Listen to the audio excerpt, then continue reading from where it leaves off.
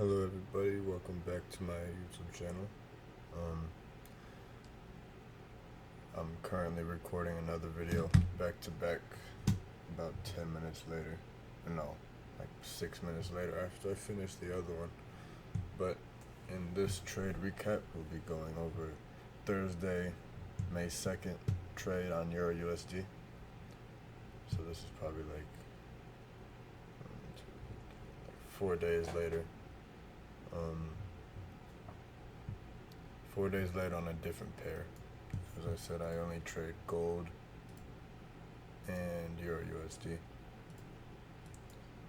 These are just some charts that I'm looking at. Solana, and that's the Nasdaq. But back to May 2nd. Here we go. I wonder if I do this and I go 5 minutes. Oh, nice. Okay, cool. That's helpful. No, that was not helpful. Wait. Okay, cool. So, I wake up at 6. I wake up at, no, I don't wake up at 6, because I wake up at 5, not 6. I wake up at 5, which is 6 o'clock New York time. And then I look at the charts from 7 to 12 New York time. I have to wake up before 6 because New York is an hour ahead of my time.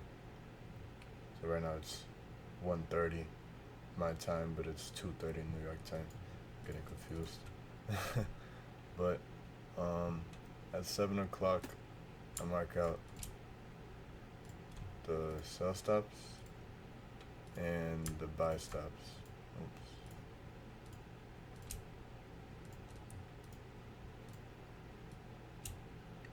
So, as I've said, a sweep is when liquidity sweep of the sell stops or buy stops is when the candle comes below it and then it closes above it, right?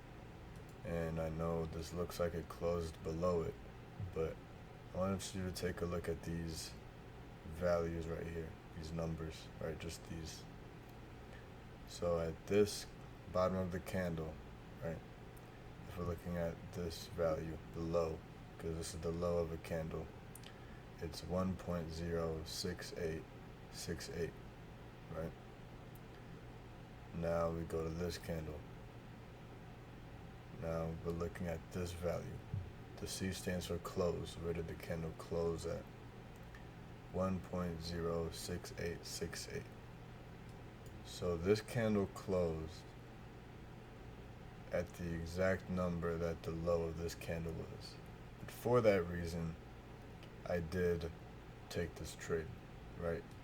If it was even just a few numbers, few digits, pips below it, I would not have taken this trade.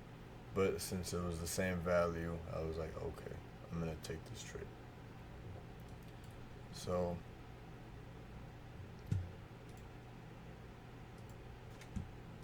let's go into replay mode. Let's go right here. Okay, now we're in replay mode, right? So boom. This is what I'm looking at 7 o'clock, right? At 7 o'clock, I'm looking for this side or this side to get swept. So we wait. Boom. Price comes below, it sweeps. Okay, now we go to the 5 minute, right? Now we look for this pattern. Let's go like right here. Actually, no. Let's go like here, right? So it's a buy model. So we're looking for this.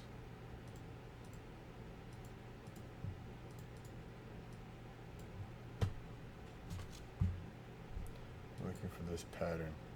I know it's a little messy, but bearish order flow, right? You have a high, low, lower high, lower low, lower high, lower low, and then higher high, higher low, higher high. this low gets grabbed by this lower low, and then this lower high, the structure of this lower high, the lower high gets shifted by this higher high. Then you grab our Fibonacci from the low to the high, the low to the high of this impulsive move, that structure, that shifted the structure. Wait for a retracement into a fair value gap, order block, a discounted price, and then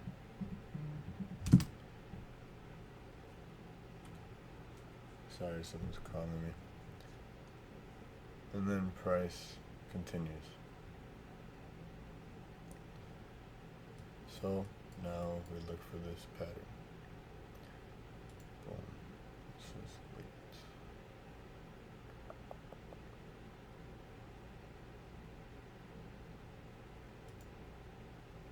So you have this bearish order flow, right?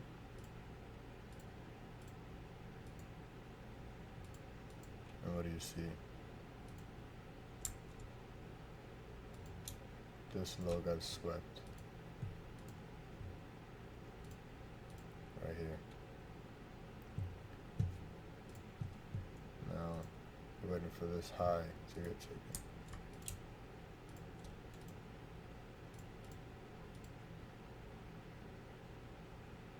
Not just taken, but an impulsive move up. Now this, let's come back here. This is not much of an impulsive move. It's just a little close above, but it was good enough for me personally, based on my previous experiences. For you, you might not want to trade this unless it closes like up here, or you might, I don't know, it's different for everybody, but for me this was okay. This looked good, right? So now what do? First, we drag our Fibonacci from the bottom to the top, right? And what do we see? First, we have this order block.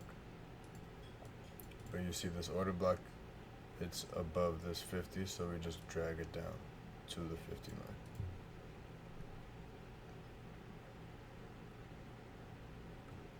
And you could also use this fair value gap, and then this, as you can see, this fair value gap is also above the 50%. We want it to be discounted, so at this line that's discounted.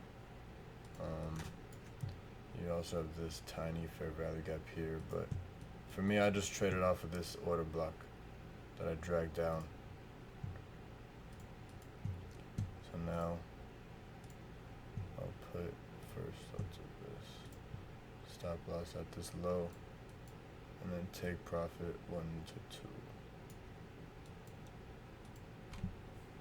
Now we wait. We got tapped in. And another important thing, we got tapped in before 12, right? Here's 12. We got tapped in at 10:40 New York time. And now we wait. And boom.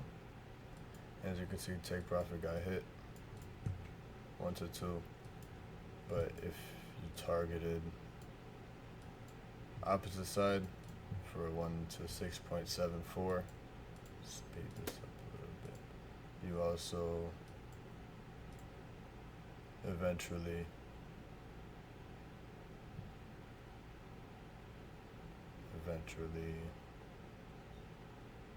slowly but surely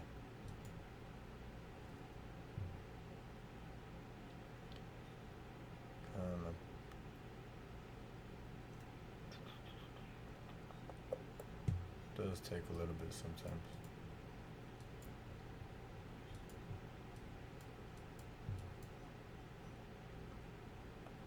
And there we go. As you can see, you would have got your 1 to 6.7 at 9 p.m. New York time.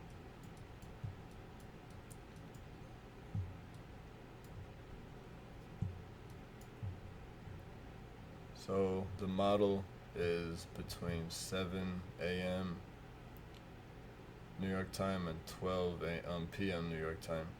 You look for one side of liquidity to get swept. You see this pattern, and you target either whatever risk to reward ratio you would like, or you target the opposite side liquidity. Personally, I like the 1 to 2. It's just more, what's the word? Is it conservative? I'm not sure what the word is, but more safe. I'll just say safe. But this 1 to 6.7 does look nice. Looking at it hindsight. But for me, I always just stick to my 1 to 2. Which is right here. And what some people do after their main target gets hit, mine would be a 1 to 2. They would take out half of their position, and then their stop loss would be at break even, so that you can't lose money, and then they would just have the rest just run. They call them runners. And then, so half of my position would have gotten taken out at 1 to 2 risk to reward, and then the other half would have got taken at the end of the opposite side of liquidity. So, I hope you guys enjoyed. If you have any questions, leave comments down below. If there is anything you would like me to explain more, definitely leave any suggestion you have in the comments. I'll be sure to go over them. And I hope you guys have a good day and be productive. Peace.